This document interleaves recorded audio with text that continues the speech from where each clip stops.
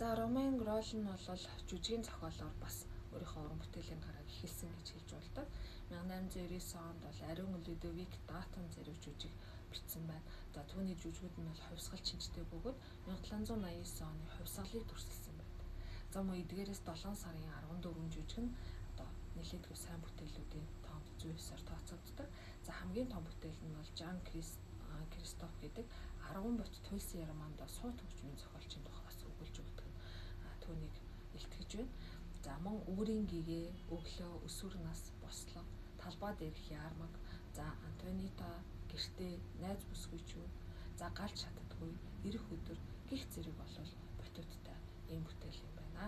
Энэ нь бол Ромео Роллын гол бүтээлүүд гэж хэлж байна. За Жан Кристоф хэмээх одоо энэ ботуудад нь орсон зохиол нь бол 1903-аас 1912 онд бичигдсэн. За Германы хөгжимчний гэр бүл төрсэн маш их авьяастай хүүхэд байсан тухай өгүүлдэг. Тэрээр багаасаа хавар гэсэн усны туслын чимээ, хонхны дуу, шувууны жиргээ зэрэг бүх юм хөгжмийн аялалгыг сонсдог байсан бөгөөд одоо ордны хөгжимчин болсон нь бол үүнтэй холбоотой байдаг. За гэр бүлийн амьдрал хүнд, за эцэг нь архит тавцсан тул тэрээр найрал хөгжимд хийл дарах, за баяны хүүхдүүд хөгжмийн хичээл заах зэргээр бол ажиллан гэр бүлтэй болох тусалж байсан байна. За тэмцэл болон уран бүтээлд нь баяр хөөр олж чадах чадвартай баатар болтлоо өсөхийн тулд маш их шанал зовлон туусныг бол энэхүү зохиолоор харуулж өгсөн гэж ойлгож байна. Түүнд ганц гуниг төшүүр одоо гунигт нь ганц төшөг толгоор болж исэн зүйл нь өөрөө юу байсан бэ гэхээр өвөг эцэг нь байсан боловч өвөг эцгээ нас орсны дараа Кристофер их ганцаардаж хайр дурлал бүтлэхүү болж маш их зовлон дундах тухай өгүүлдэг. За энэ үед түүнд шинэ үеийн хөгжим бичих санаа төрсөн боловч хүмүүс хүлээж авч хүлээн зөвшөөрөхгүй байгаагаар байсан гэж илэрхийлэгдэж байгаа. За ингээд үүнээс хойш бол зохиолд гарч байгаа үйл явдал нь Германы оюун санааны амьдралын дорой хоцрогдол байдалтай байсан учраас Франц руу явахыг мөрөөддөг байсан тухай өгүүлж байгаа. За гэвч ихийгээ орхиж твдэхгүй байтал санаандгүй одоо буруу хэрэг хийгээд мултрахын тулд Франц руу явж байгаа. За Францыг хувьсгалын эх орон гэж үзсэн боловч гэвч очисон хойно тийм биш болохыг одоо ойлгодог. За Германыг хэтэрхий цэмцгэр зантай одоо харьцуулахад одоо Парис бол бохир заваан, за хүн ихтэй санагддаг. За эхлээд амь зуухын эрхэнд бол хичээл заах, хөгжмийн бүтээлийг засах, янзлах, за ажлуудыг хийдэг байсан. За эргэн тойрны амьдралын хуурамч болохыг бас энэ үедээ ойлгодог. За мөн Библийн сэдвээр Давид хэмээх симфони бичсэн байна. За ингээд сэтгэл зүйн хувьд эдгэрлийг хүлээж авсныхаа дараа бол Оливье хэмээх Франц найзтай болоод Парист бол одоо хайртай болдог. За Оливьегийн хичээснээр бол Кристоф алдартай модны хөгжимчин болно. За Оливье энэ үед гэрэлснээрээ Кристоф дахин ганцаарддаг. За гэвч найзынхаа гэрлэлт бүтлгүүд нь дараа нь одоо ингэж өнгөрч байгаа тухай бас гарч байгаа. За Кристоф бас одоо бол их эмгэнэл гашуудлын нэг хэсгийг бол одоо хөгжмөөс хөндөрж байгаа хэсгээр нь харж байна. За эхлээд түүний хөгжмийг ойлгодоггүй байсан боловч удаан хугацааны тэмцлийн эцэст бол хөгжим ялтаг тухай өгүүлж байгаа. За Гранци гэдэг харьд бүсгийнхын дурсал зориулсан Испани ардын дунаас сэтүүлсэн эмгэнэлт хөгжим зохиолж байгаа тухай өгүүлнэ.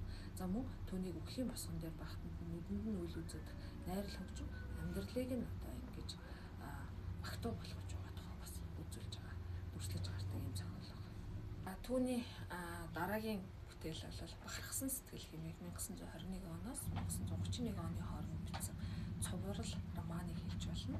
За энэ романд бол хувьсгалч эмэгтэй дүрийг бүтээсэн Антони Зун их хүү хоёр зөвнөгч гэдэг ботуудаар бол хэвлсэн байна. За хүний гол мөрөнтэй зөвөрлөж хүний сэтгэл санааны симфоник төрсөлж өгсөн. За гол батар нь бол Анитад 20 дугаар зууны иргэн одоо хүнд тохиолдсон ядуурал, дайн, фашизм зэрэг бүх зовлон зүдгүүрийг бол үзэж туулж байгаагаар гардаг. За Антони бол архитектурын гэр бүл төрсэн бөгөөд түүний нөхөр нь бол Брисон бүгд найрамдах улсын зүтгэлтэн хуурамчтай үзүүлэгч за гэдгээр гардаг.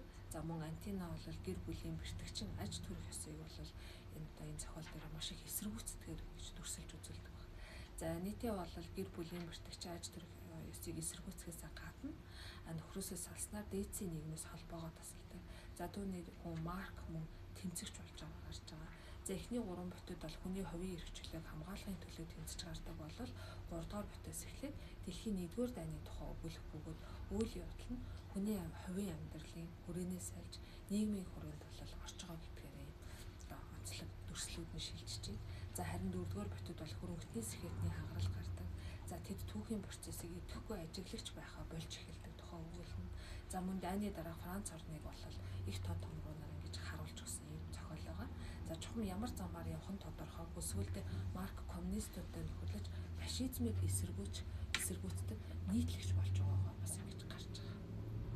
20-р зууны Францын зохиолч Марсель Пруст байгаа. За Прустийн болол нэр өнгөрөгч зууны модернист хөдөлгөөний ихэнх үеийн уран зохиолын түүхийн тэргуун моднод бол зүй ёсоор бичигддэг юм уран бүтээлч.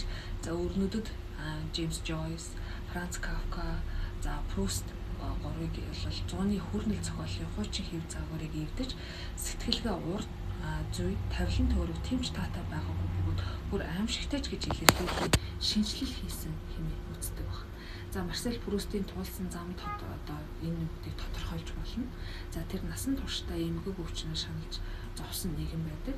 За зүрхний батангар өвчин түүнийг бол мөнхийн ганцаардал руу шахаж хойч юм уу байшингийнхаа тавчин өрөөнд насан өд болтол нь орь ганцаар бол даяан чийж суух одоо ийм зүйлд хүргэсэн. За түүний алдагдсан цагийн эрэл тэмийг 7 бот цуврал 4 бот нь бол одоо нас урахаас өмнө хэвлэгдсэн бол харин 3 бот нь бол нас барсныхаа дараа хэвлэгдсэн.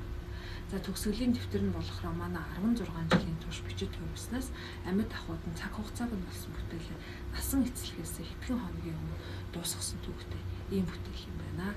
За тэгээ хэдүүлээ семинарын хичээл дээр Марсель Прустийн алдагдсан цагийн эрэл тэмдэг зохиолыг бас одоо уншаад судлаад та бүхэн хилцүүлгийн асуултанд бэлдэж ирэх байгаа. Тэгэхээр энэ алдагдсан цагийн эрэлт зохиолын гүн үзэг утга агуулгатай танилцж ирээрэй.